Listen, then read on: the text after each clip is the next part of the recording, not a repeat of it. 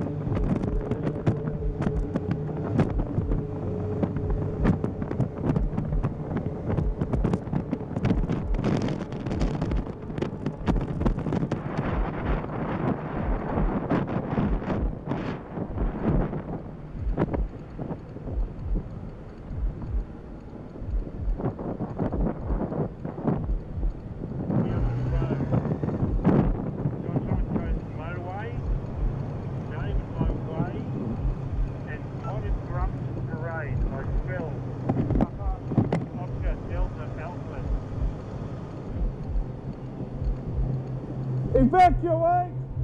Evacuate!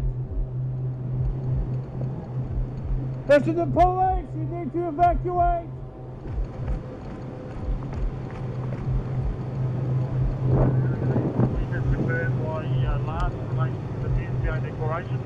David, my wife could not get through due to heavy smoke. North, go north, mate. No way.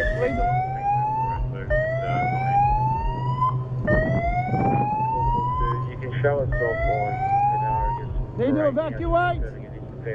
Immediately! Evacuate immediately! In your car and evacuate!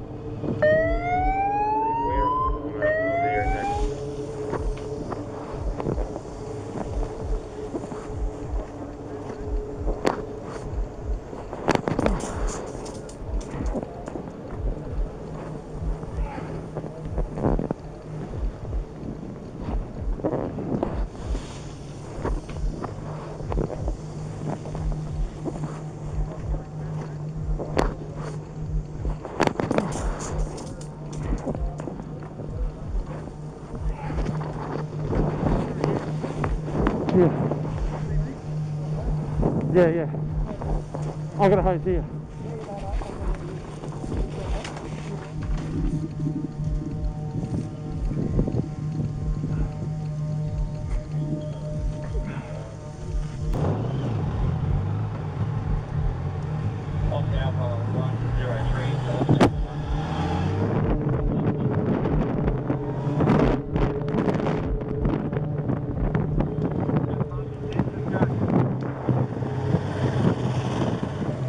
We're starting on the offshore cruise starting south where you were, and we've got that cruise additional precinct to photographs parade at Peregian Beach this evening and evacuation. Please evacuate. Fortunately, all those in danger of the wildfire were evacuated successfully, amounting to about 7,000 individuals.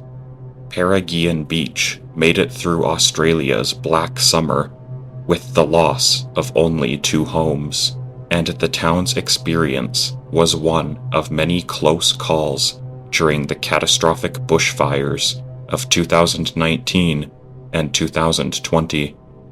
In the days following these fires, 2 teenagers, unnamed for legal reasons, were arrested for starting the fire in the vicinity of the town.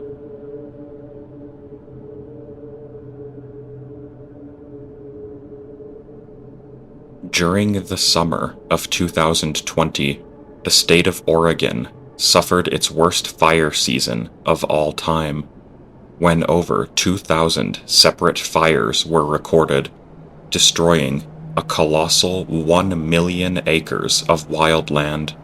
The fire in this footage was the product of several different wildfires that burned over 400,000 acres and 5 communities off the map during the last half of the year, and taking almost 4 months to fully contain and extinguish.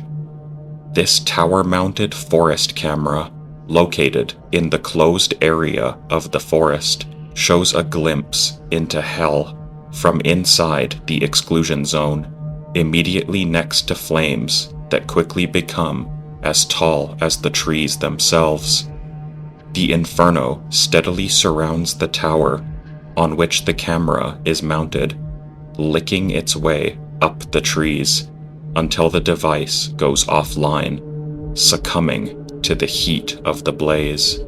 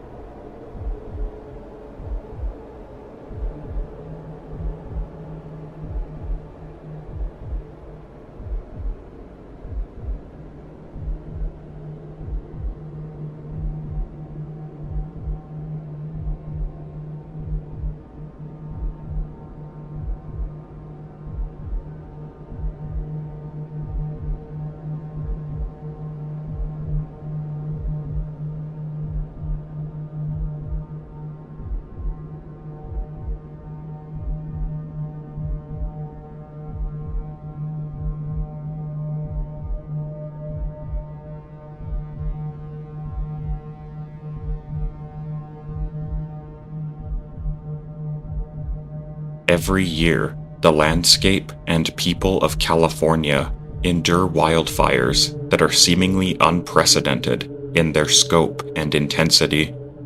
This video was taken from a wildland firefighter's utility truck that was one of many vehicles responding to the Antelope Fire in Northern California's Siskiyou County. The week that it was recorded, this particular wildfire doubled in size and had defied nearly all attempts at containment for a month. Although it starts the video on the horizon, the inferno reaches the left side of the road within 90 seconds, leaving the crews little to no time to deploy any portable fire shelters that they might have had. The best alternative they had was to stay in their vehicles, which at least had some hope of outrunning the fire, rather than starting the time-consuming process of setting up a shelter. However, the fire was far ahead of them, and as flames taller than buildings boxed in the firefighters, speed was no longer a guarantee of escape, as visibility became scarce, slowing down the vehicles and cramping the space between the fire trucks. The danger of the heat and smoke were amplified as the frontal winds fanning the blaze and the airflow generated by the firestorm were so strong that the truck could barely stay on the road, placing the firefighters at imminent risk of entrapment and incineration. Yeah, that's not good. Oh. I mean, this was all fine when we were driving down here 2 hours ago. And I guess when it got away from us back there, went a little bit deeper interior and just... Task Force Leader, Cannon, knife up.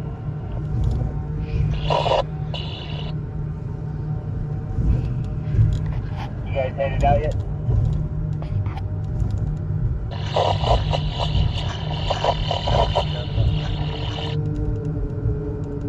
Yeah, let's go ahead and head out. Fire's gonna bump that road here in a few minutes. Yeah, it's bumping the road now.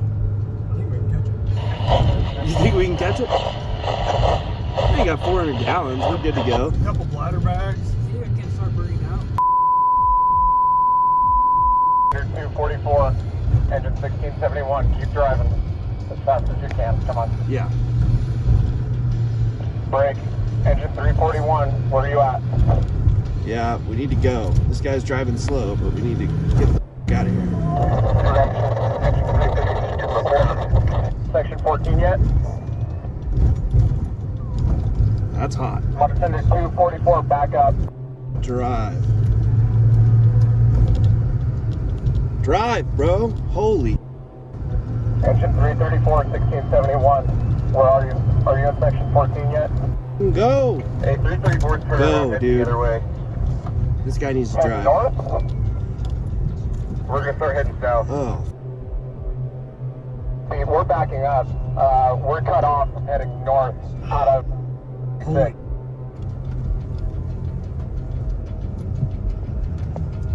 Copy that. Yeah, we're just gonna turn around. Turning around is not an option. Yeah. Any cogger where you guys are?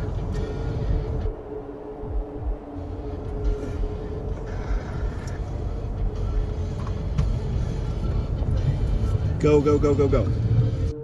Go, go, go. Yeah, yeah, yeah. Oh.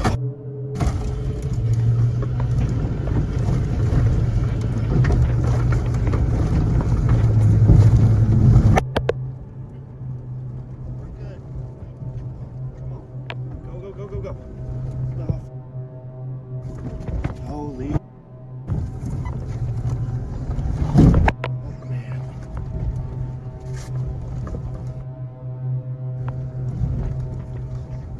Taking on this knife bubble.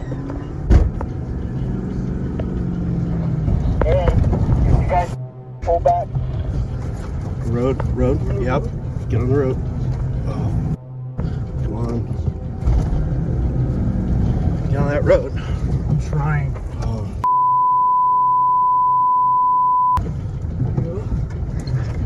That road. Get out of here. Hey, 2 help! I down, man.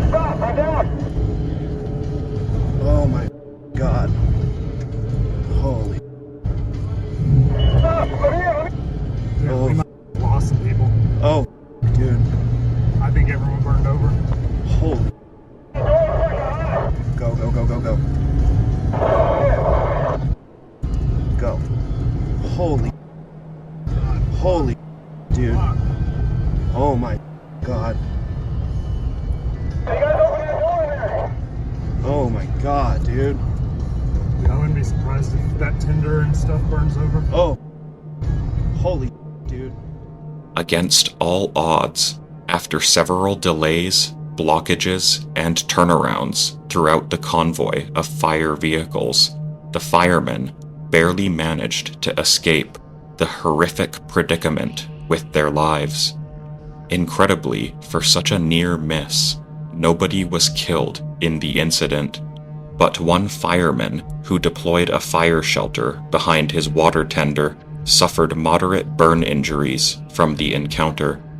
Luckily, the fire was contained without further casualties among fire personnel or the general population.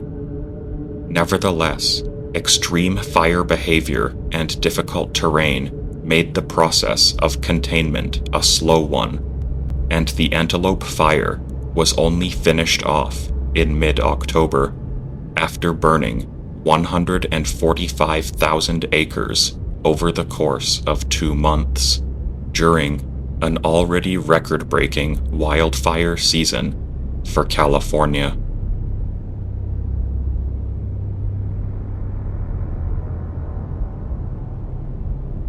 The Smokehouse Creek Fire holds the distinction of the largest wildfire in the history of Texas. Its burn area included almost all of the land in Hemphill, Roberts, and Hutchinson counties. Within 24 hours of ignition, the fire scorched more acreage than in the rest of its 3 weeks of life. One rancher's security cameras recorded the advance of the fire outside the town of Canadian, when a sudden wind shift pushed the front of the fire straight towards his property. Minutes after this occurred, the flames, moving at speeds of up to 60 miles per hour, tore across the ranch, creating scenes that are the terror of every person in fire country.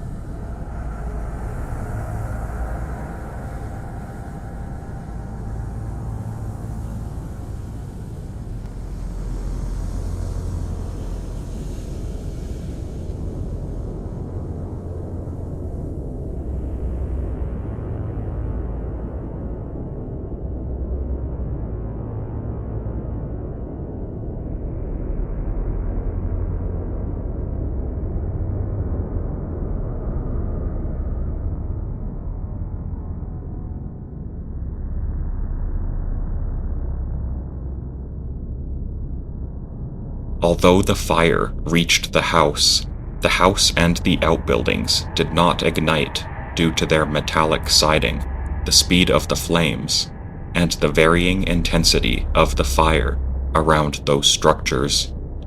Most importantly, the owner was not hurt. However, the ranch and the surrounding landscape were left unrecognizable. The Smokehouse Creek fire left $1 billion worth of damage in its wake and became the second largest wildfire in American history, at least for now.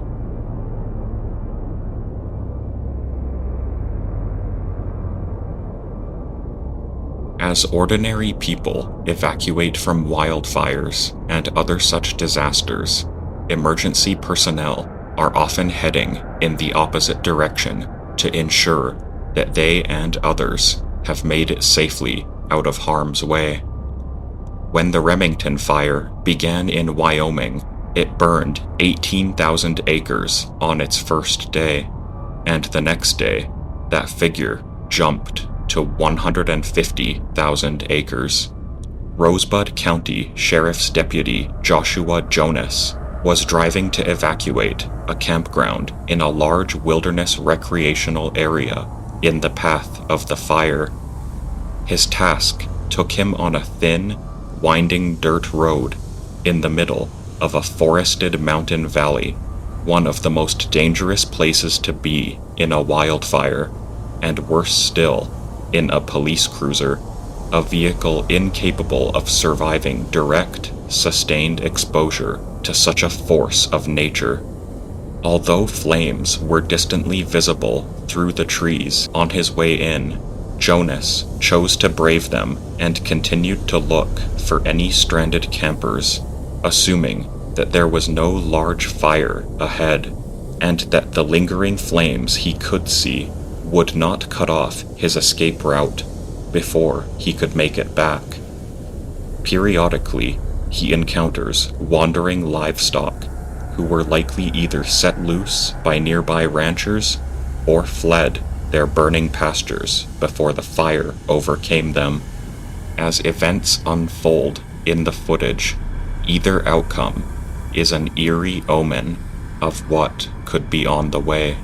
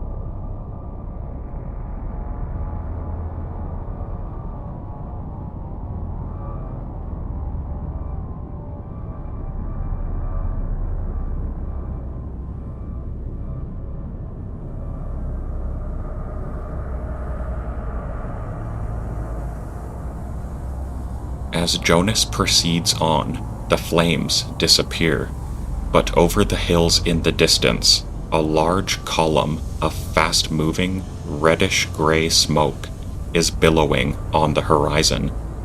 After stopping and hesitating for half a minute, no flames are immediately visible, and he decides to cautiously drive onward. Only then did it become apparent just how serious the danger was.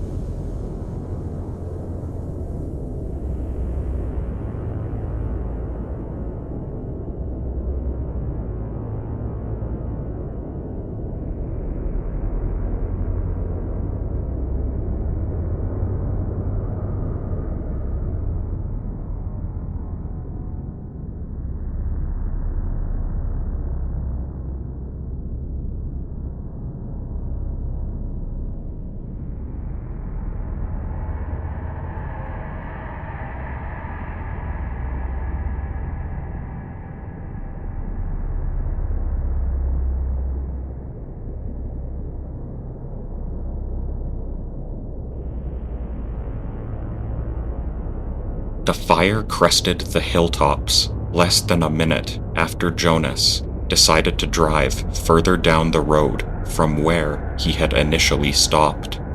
It steadily becomes more difficult and dangerous for Jonas's police cruiser to make it down the narrow, unpaved road. Not wanting to be trapped alone with the wildfire in a narrow, vegetation-filled valley, Jonas tries to back up on the thin dirt road, which becomes ever more difficult to see, going forward or backward in the thickening smoke and flames. When he drives back the way that he entered, he discovers that his entry route has been engulfed by the fire in the several minutes since he left it.